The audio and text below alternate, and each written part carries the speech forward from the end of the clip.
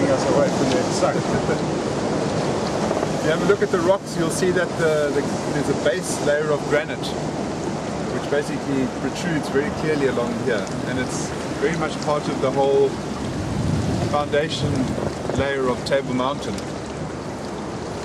These granites are very, very old. They go back about 600 million years. And above them is a Table Mountain sandstone, which was formed from old layers of sedimentary rock, or ocean floors, which over time layered and layered and layered. And when the supercontinent Gondwanaland split up, there were these raging rivers of silt and debris that opened up onto the ocean floor. And 120 million years ago, two plates rammed against each other and then heaved out of the ocean this superstructure. When it was formed, originally it was 6 times higher than what it is now.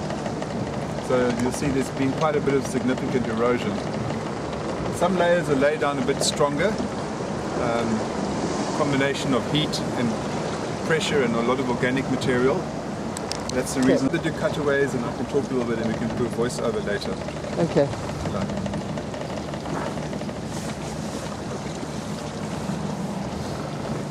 Then what I'm going to do is I'm going to take some of you... The other kelp beds. Kelp forests are an amazing environment for the rock lobster and for one of the most sought after delicacies, the abalone, or what we call them locally as perlman.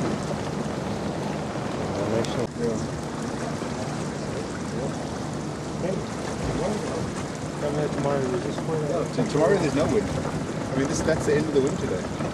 That is the end of the wind. We got wind this morning. It's gone. When we go out to the boat tomorrow and just come and sit down and get our 2 curfews, we bring us some a little dry here on the boat, right?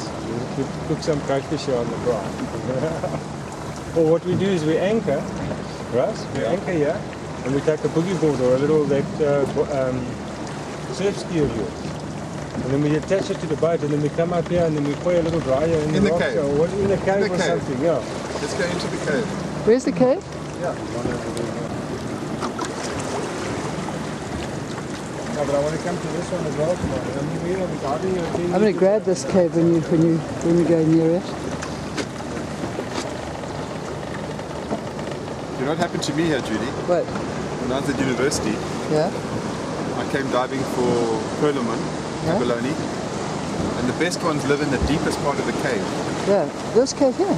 Oh, a lot of these caves, there are many caves. Are they under water ones So too? some of the caves go quite deep, undersea caves. I mean, you only see a couple of surface ones now, but there are quite a number that go down underneath the Cape Point here. And the day I was busy diving, and a set of waves banged me into the back of the cave, and I couldn't get out. And I was swimming and swimming and swimming, and every time I got to the entrance, I got sucked back into the cave. And no air, of course. And then eventually I went down to the bottom, and I dragged myself along the bottom of the cave. And I managed to pull myself out the surface, took a gulp of air, and I gulped a blue bottle down my throat. So I just survived the cave, and then I had to survive my throat closing up completely. And I took my snorkel out and I intubated myself. I pushed the snorkel right down my throat so that I could get a clear airway. And I managed to go and lie on some rocks until the swelling had gone. If I didn't have a snorkel, I would have died. Yes, when I was about 12 years old, and we were here at the Rhodesia by the Sea Hotel, there was a whole convention of divers. And the guy died from a blue bottle. Please, Russ, can we come here tomorrow, please? Yeah, right on the spot here. You know how many fish we're going to get here on the spot? Yeah. Well, I think we better run, eh? Yeah, it's beautiful. One more spot. Beautiful and rare.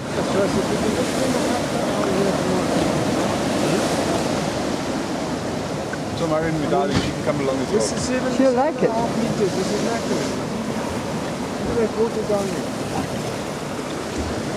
Oh, man. Is that time? It'd be good for her. It's a real break to be at sea.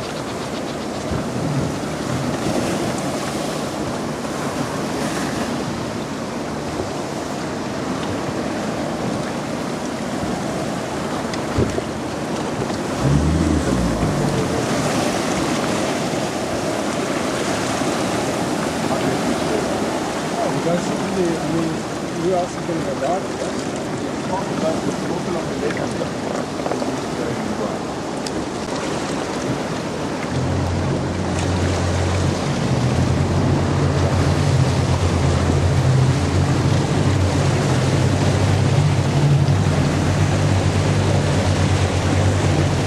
No, Russ, if it's like this tomorrow, then we must.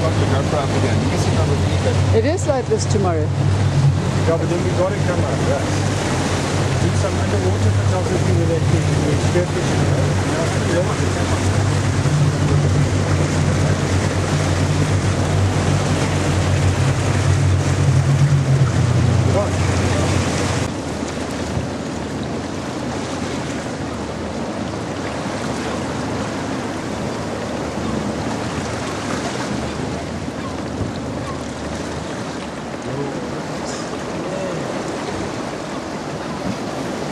tomorrow we can. Let's just go.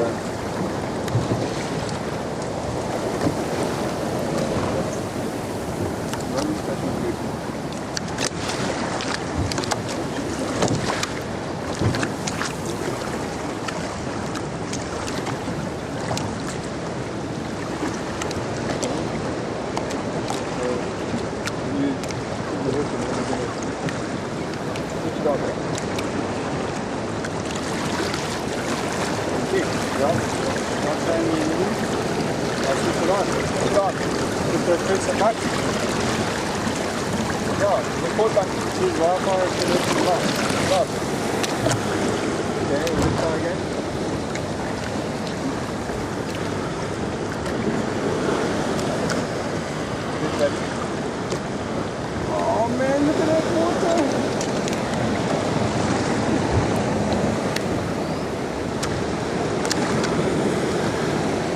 That's it done, but if I get a picture of it after, look at it the other side. We don't come out tomorrow, we're in there.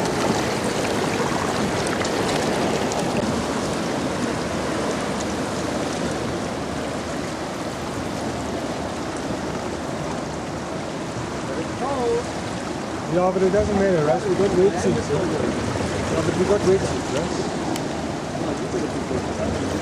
Yeah, well, I'll make a plan for you.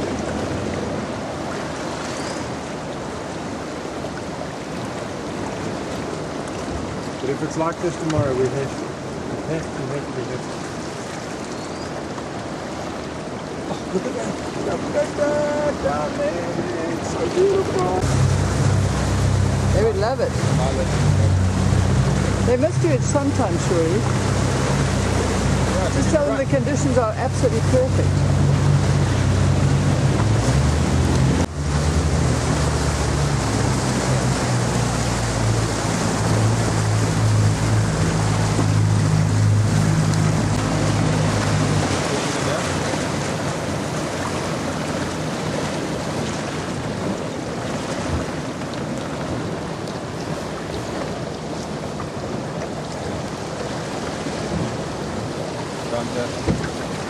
Peace.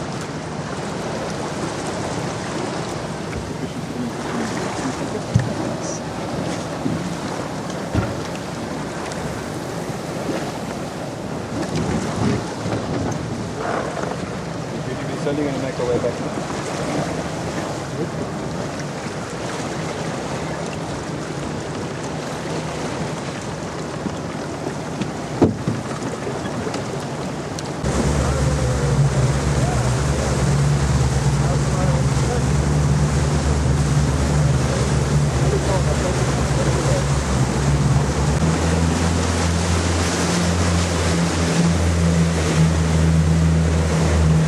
Used to catch tuna from here. Wow. Bluefin tuna. What happened to the tuna?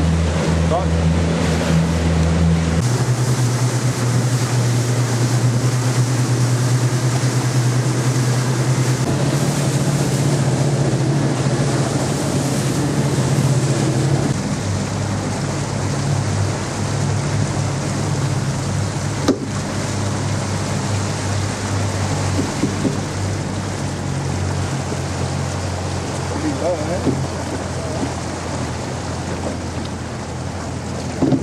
nice and clean, right? Yeah.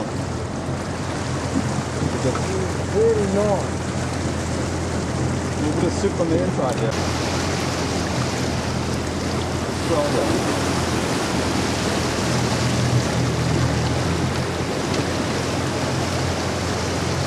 Nice, it's a nice size there.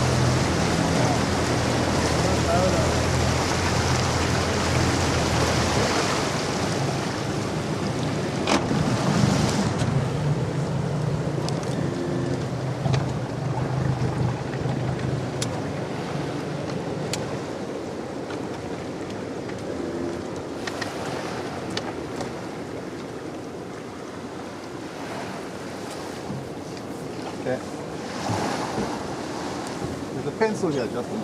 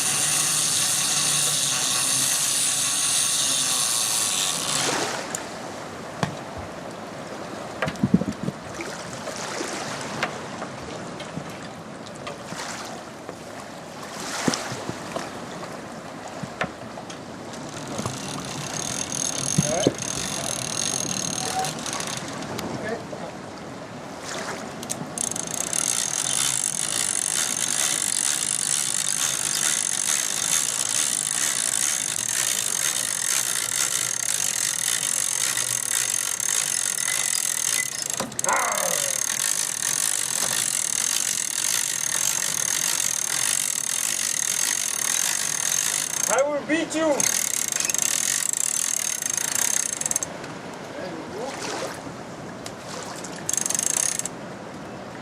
Go on. Oh, it's chilling like Bob Dylan in here, Rex. Yeah. Huh? Yo, we're gonna get cold tomorrow. But this is nice now. I have my bikini in the car, so I'm probably going for a swim in, if it's not too, if I've got time. Okay, Justin.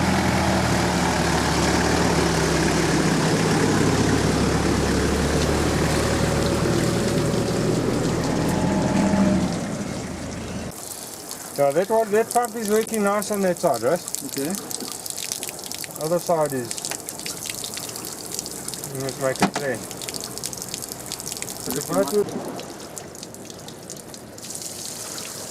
A lot more water that side, eh? Yeah.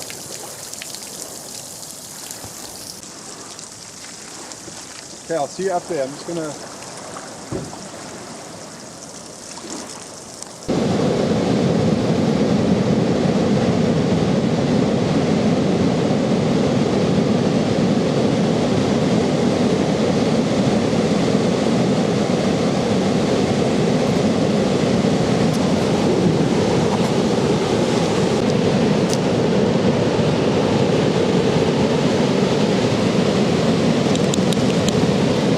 No, man.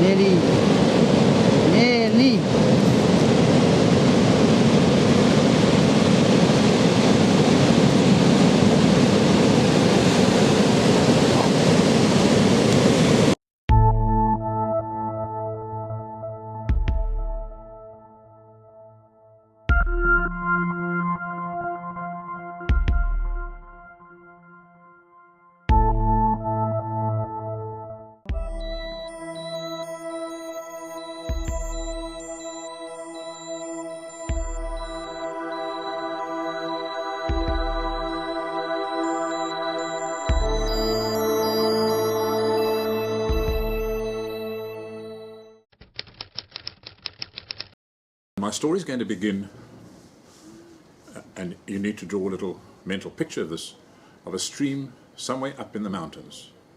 Could be any mountains, anywhere. And a group of people are told that this particular stream, where this valley is and that those mountains, is absolutely one of the most scenic areas in the whole world. And so they get together and decide to travel and visit the stream and do this wonderful hike in nature. So they travel right across continents with all their gear. They move by rail and train, bus, whatever, and they get to this wonderful scenic scene, and they start their walk. And right beside them is this little stream coming down off the mountain. This little stream, at that point, is basically pristine. It has very, very, very little sign of any nutrient, of any pollution. And the hikers walk along, and the scenes are magic. And of course it's a hot day, and so they put on suntan lotion and creams on their lips. And as would be the case, it gets hotter and hotter, so they decide to have a swim in one of the pools that this little stream has. So off they go and have a swim, and now they wash off the suntan lotion and all the creams that they've been having smeared over their bodies. And on top of that, they actually also release some body fluids into that stream. After all, it's in the middle of nowhere, so who's it going to affect? I mean, it's just a few of us here, you know. It's going to be washed away. It'll be just dissipated in the mass of water. However, some of the party have been taking some antibiotics. Some of the ladies are on birth control tablets. And some of them actually have a urinary disease. And so at that point, they introduce what would be the first beginnings of pollution and toxic elements. And this is where the memory begins. That stream takes that little plug of the first pollutant and the first nutrients and takes it on its way down the mountain. And so the hikers carry on hiking, they finish their hike, and they end up at a village. And this village is very rural. It has the most rudimentary sewage systems. But again, they note that this sewage system discharges into the same stream that they have just been walking along. And so the nutrient levels increase. And as they walk down the valley, so the villages get larger and larger. And then they come into an agricultural area, and they see the farmers are busy farming away. And they are spraying their crops with water from the stream. But they also notice that there's some machines growing up and down spraying pesticide. And again, this is washed off into this little stream. So the memory in the stream, this water, is actually carrying all these bits of memory down, all the way down to where it eventually will end up, either in a great big dam or out into the sea. Now we think that, you know, the water will wash away the sins of the world, but it really doesn't anymore. It may have done so many hundreds of years ago, but it doesn't do that anymore. Because what we are actually producing in terms of our toxic, and I'll put it in inverted commas, our toxic chemicals are today so potent and are so powerful that they have an enormous effect when released into nature. There are, I think, 6 rivers in England that are highly protected. All the people that live along the banks of those rivers have to sign and agree that they will do absolutely nothing to damage the river. And about 2 years ago, I think, someone released about 2 or 3 tablespoons of a toxic poison into the river. It ended up killing every bit of marine life, fish life, for a distance of over 6 miles down that river. And that was literally from 1 or 2 tablespoons of toxic. So we produce all these chemicals, and we actually don't really fully understand in all our cleverness, we don't really fully understand what happens when they're unleashed into nature. So the memory I'm talking about is really how water will carry down and along its path what we do on its banks. And today, facing probably 70% of the dams is this huge problem of cyanobacteria. Cyanobacteria, or blue algae as it's commonly known, will become prevalent because it is fed. It is fed by over fertilization on farmers' lands, high volumes of nitrates and phosphates running off the fields into the stream and from there into the dam. And I think you might remember just recently one of the big lakes, one of the cities off the big lake, they suddenly had a cyanobacteria bloom, and they had to, I think there were 500,000 people or 600,000 people that had to be told immediately not to use any water out of their taps. And they had to bring the army in and tanker water, and this would be a modern American city. So it can happen anywhere. It can be really simple everyday precautions that we can take to minimize. At this stage, the message that I think needs to get across is how do we minimize this memory? How do we make that memory as small as possible? And this goes right into the rural villages, it goes into the cities, it goes into every tier of humanity, that we have to start to change the way that we actually consider water. Today, water has been made very ubiquitous to the availability of very ubiquitous to almost all of humanity. But what I was actually amazed to read or hear on the news just a couple of days ago, it's now World Water Week at the moment, and 4 countries in the world use 60% of all the drinking water available. China being one of them, India being another, obviously massive population, America being another. And the rest of the world, take those countries away, are down to the other 40%. Agriculture uses about 48%, and human consumption requires approximately 12%. So there are at the moment massive amounts of water that are being used within certain spheres or in certain tiers. And if that memory goes into those, that effect on that becomes that much greater. If we look at the sewage systems of the world that are still discharging massive amount of sewage, we're discharging over 786,000 tons of effluent into the seas on our coast in South Africa per day. Well, the days of that being dissipated and gone, I'm afraid, are just not happening, because the toxicity levels of those discharges are so high that you can't tell the fish, well, sorry, there's that bubble of toxicity, don't swim in that. That fish is going to swim through that. And of course we know that mercury is so high now that there are some places that are advocating you only have fish once a month because the mercury levels have become so high.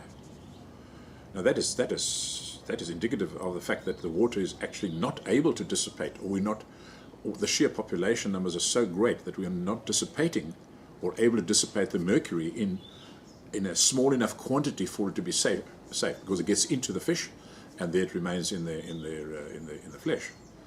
So if we talk about memory, what I want to put across here is that if we consider how we behave and how we treat water, we need to understand that what we do to that water, we don't damage the water. H2O is H2O. We can pour it down the side of a mountain for thousands of feet and bash it off the rocks and it still comes up as water at the bottom. We can boil it and steam it away. It'll just reconstitute again. So we don't actually damage the H2O. What damage we do is what we add to the H2O. And that is not fully appreciated in many, many instances. So cities now will have to start changing, where they can't have a simple system whereby they create the mess and we dump it into the river, it disappears into the sea. Cities are going to have to change. They're going to have to become circular. In other words, where they are creating the waste, it no longer gets into any water body. It is dealt with separately, it is taken out and treated, and actually then put back into the farming around it. So you create a circular operation which will absorb and dissipate into the soil for plant to take up the nutrients of phosphates and nitrates. And so the fundamentals are like that have got to happen. Minimizing. To me, that is what's got to start being looked at. And that message is very straightforward to put across to the most rural community. From there upwards can be put across.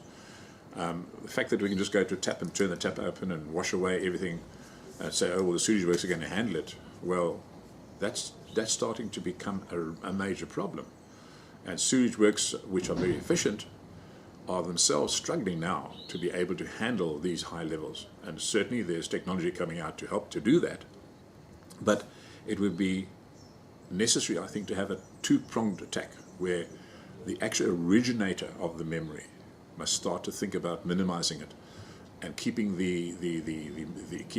and look and see what they are doing. Can we use a different product which is more organic rather than inorganic? Or can we use, do we have to put so much on our face? Can we perhaps not have it? Can we put it on every second day?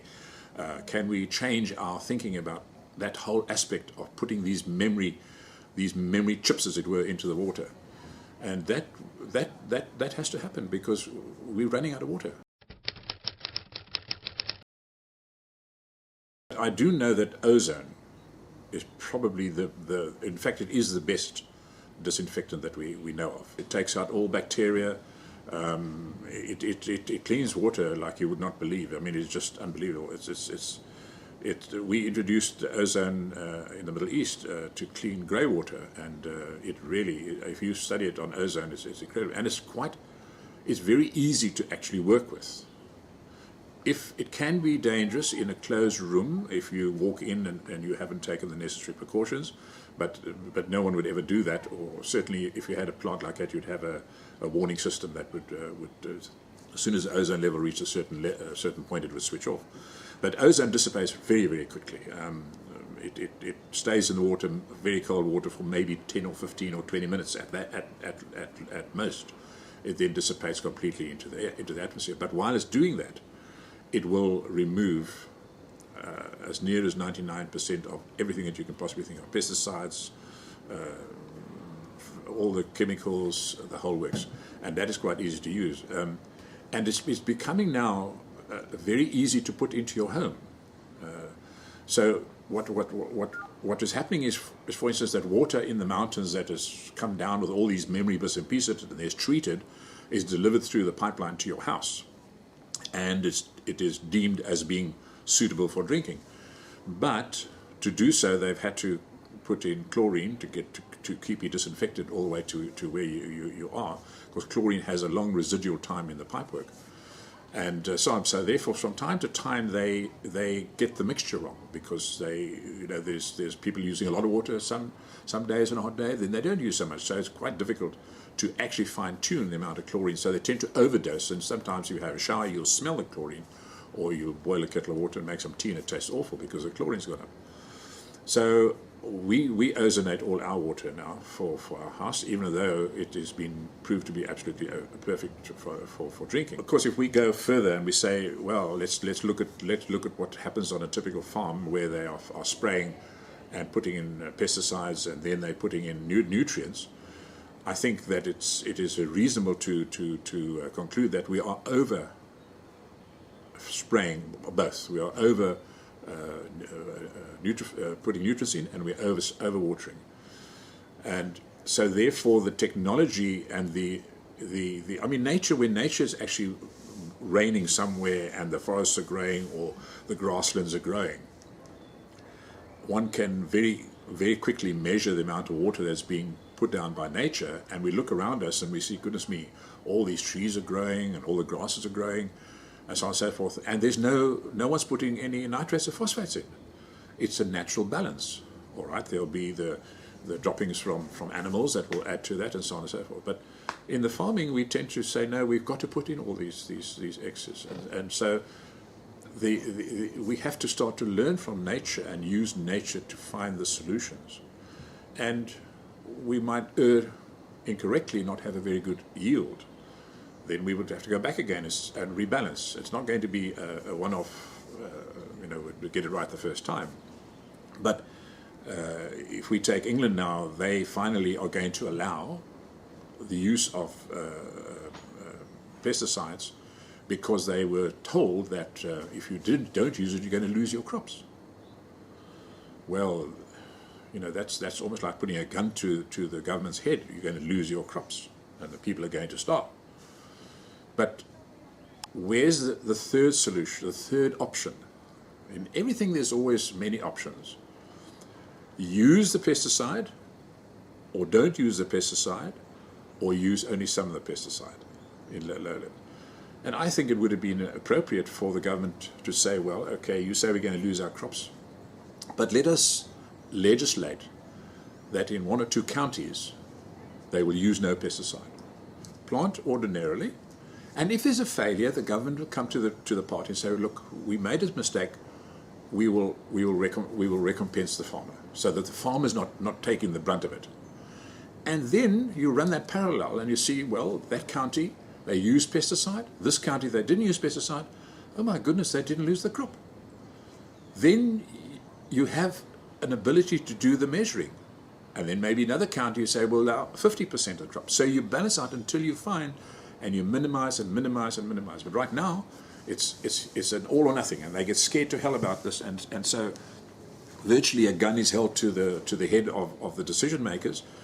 And even though there were some 200 scientific papers presented to prove that this wouldn't happen, the decision that Britain took, very, very worryingly, is to carry on and use the pesticide. There's no straightforward answer to that one, because we've done so many damaging things that we can't actually say, well, that damaging thing has done the whole damage. We've damaged all over. We've done damage hundreds of kilometers away to something we've removed, like we've removed forest areas, and then we've had a water problem 400 or 500 kilometers away, and the relationship between the two. So, oh yes, we don't have any rain here now because we felled the trees 400 or 500 kilometers away. But if we go back to nature and you look at a simple tree and how it transpires and it draws water, transpires, it creates a whole system of continuity. All the time we are breaking this continuity down. We are very deft as humans to break nature's continuity. And we need to go back again and look at re-establishing nature's continuity. And so if we look at the cry, well, we had to do this because we got to feed the millions or the billions, you take that at face value to start off with and say, well, fine, but then we need to also take an area and start to re-establish what was removed from there. And that is where Luke was explaining with his seeds, for instance, how that can be done. And it's going to take a gargantuan effort. You might put down 10,000 of those seeds and only get maybe 1,000 finally germinate in the first year or the second year.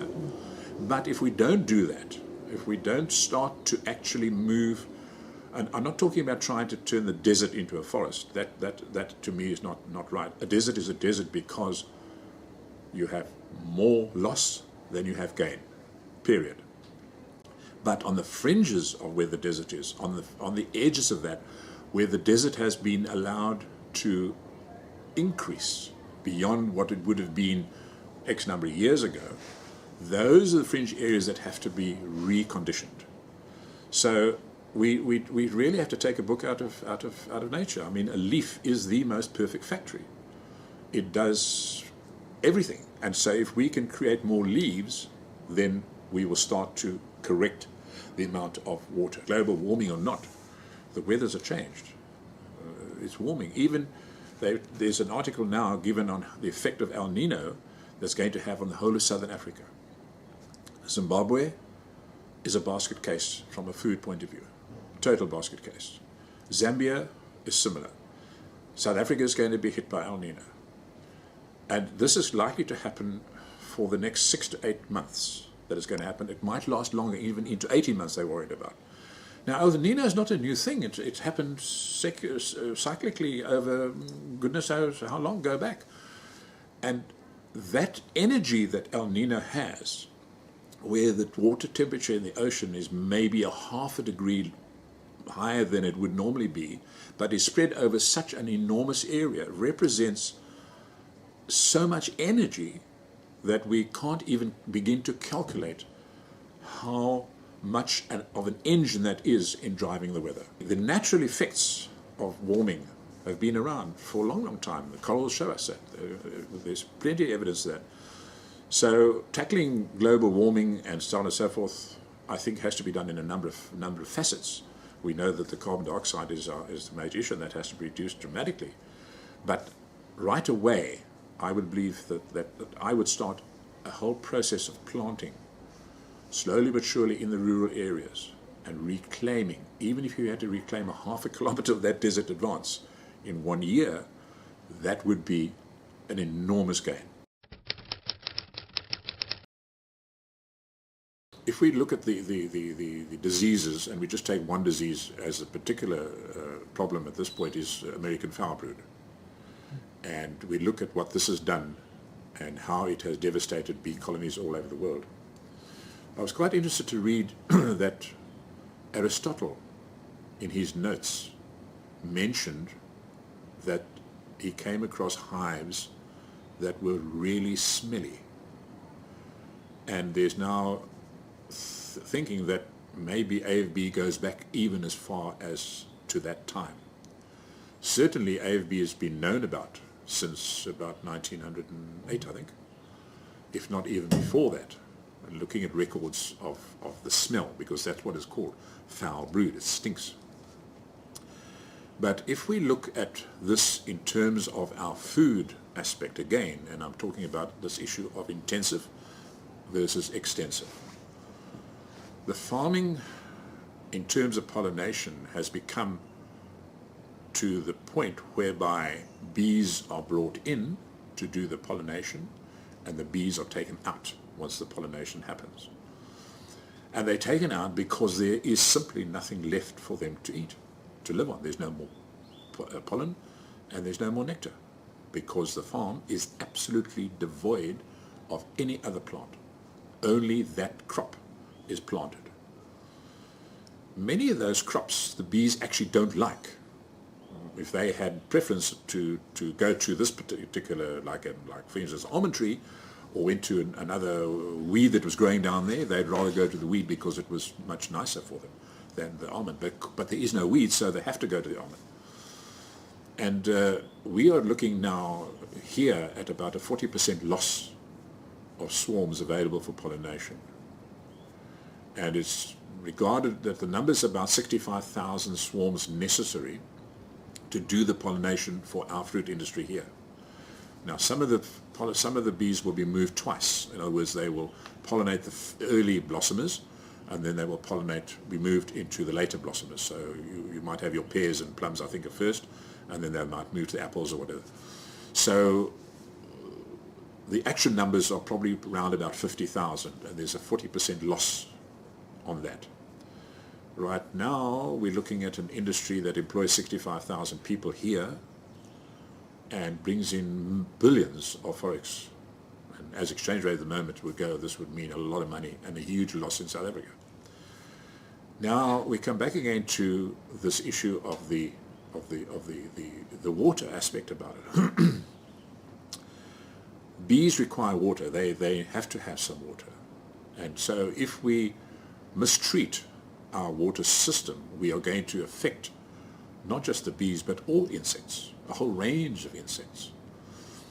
And if we if we look at the matter of the stress that the bee comes on, there has been a number of studies done, and one of the factors is the stressing of the bees. And now that we have this American foul brood, we are expected to open the hives up and go right down into the brood chamber where the queen is, and right into her parlor, and take those brood frames out and examine them to see if there's any sign of AFB. She doesn't like that. So we are putting additional stress onto the swarms, and that stress in itself also then manifests as another symptom of ill health for the bees. So we look now at what is happening in terms of trying to contain this. And there are a number of things being done, from actually burning the entire swarm, if you find it as actually obliterating it. That is legislation in some countries. You actually completely wipe out the swarm. Other countries will allow antibiotics to be used. Can you believe that? Antibiotics, and that gets into the honey, gets into the population. So you find America, meat and poultry is riddled with antibiotics and with hormones. The problem is that is not actually happening ahead of the problem. It's just pouring cold water on the fire, as it were. Here it's illegal, and so hopefully the beekeepers here will adhere to the legislation. The interesting thing that we spoke about at the meeting on Saturday was what I call the coarse resolution of the symptoms. I gave a little talk on what I regard as the lower resolution. The little cell where the AFB occurs comes about because the queen lays the egg in the cell. The cell is filled with some worker jelly, and because there's some AFB spores on the hairs of the nurse bee, there'll be X number of spores introduced into that worker jelly, and the larva then hatches and starts to consume that jelly. And at a certain point, the nurse bees will cap the cell. While that larva is growing bigger and bigger, it is excreting. And it's the excretia from the larva that triggers the spore into a bacteria. The spore can lie dormant for 40 or 50 years, no problem.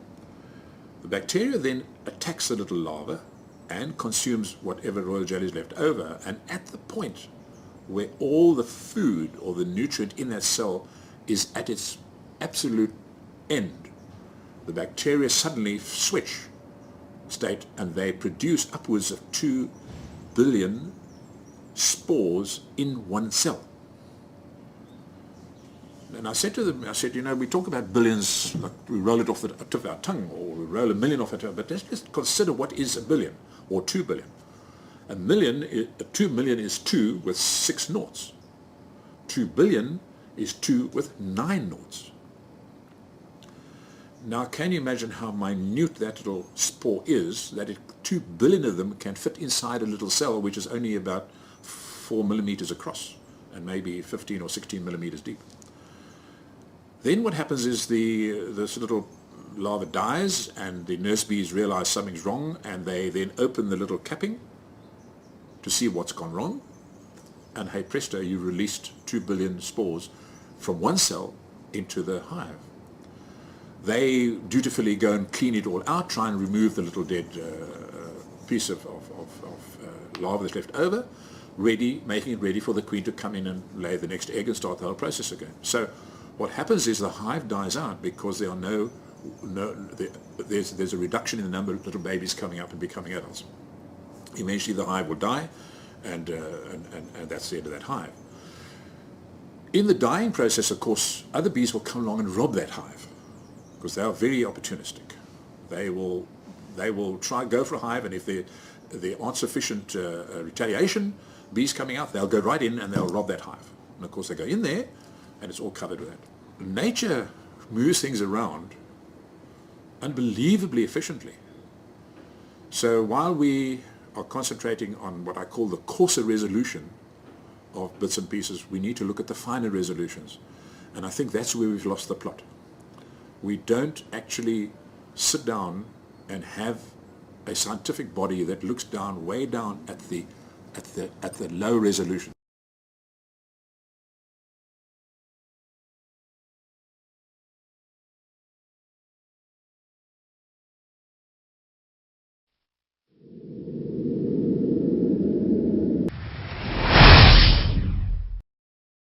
I think at least the next generation of the children, they still will have the future. But the future, they will have a very sad future. Frankly, I believe my children, and the grandchildren, especially grandchildren, not only my children, my grandchildren don't have a future, because the impacts which we already see now are so effective that one has to realize there is a problem, and we have to solve this problem now.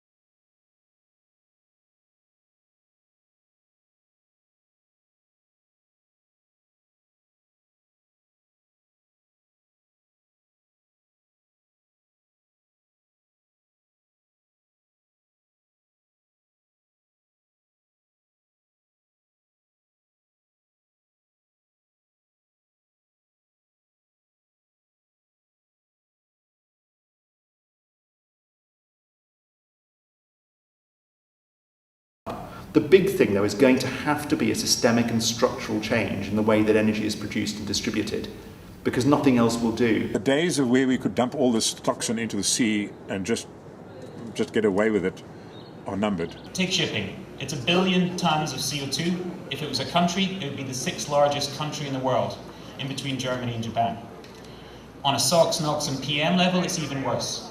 One large ocean-going vessel pollutes the same as 50 million cars.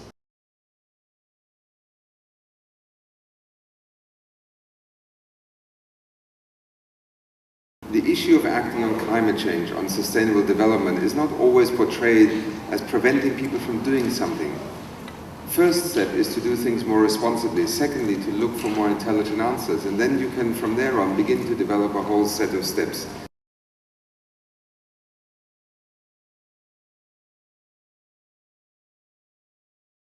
The New York Times a few days ago, and in particular, the quotes in the second paragraph: even with a deal to stop the current rate of greenhouse gas emissions, scientists warn the world will become increasingly unpleasant. But then it goes on to say, without a deal, they say the world could eventually become uninhabitable for humans. The other thing that we need to push is the enormous economic opportunity for this generation of investing in energy, clean energy.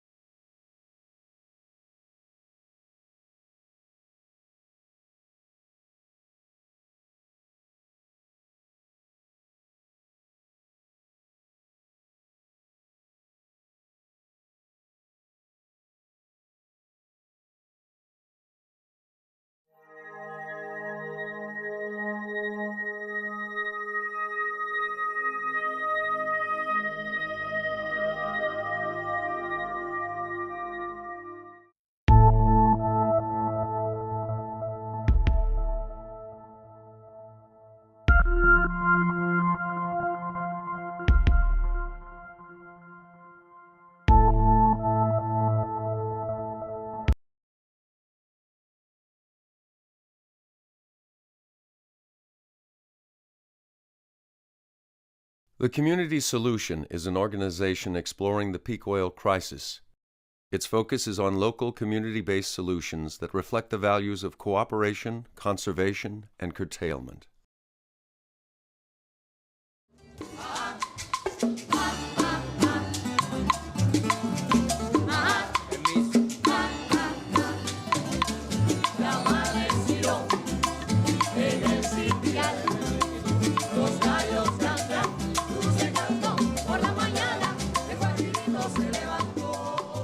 The breakup of the Soviet Union in the early 1990s created a major economic crisis in Cuba known as the Special Period.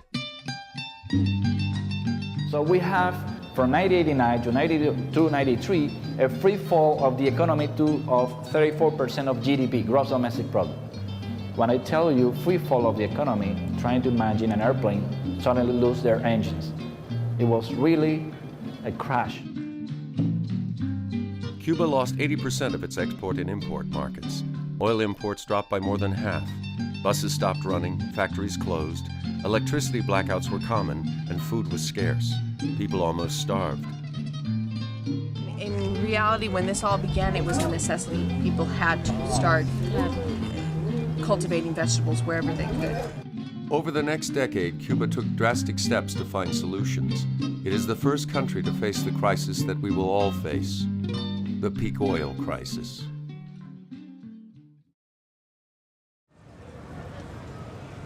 Vamos. 2 years ago, we learned about a concept called peak oil, in which we will find that oil production is sort of reaching a peak sometime in the next few years and will be going down, and that implies basically a major change in our way of life. And what we've discovered is that Cuba, because their own artificial peak oil was imposed on them when the Soviet Union collapsed, is actually a model for what's going to take place in the rest of the world. So we wanted to see if we can capture what is it in the Cuban people and the Cuban culture that allowed to go through this very difficult time without competing over scarce resources. And we think Cuba has a lot to show the world about how to deal with energy adversity, which I think we'll all be facing.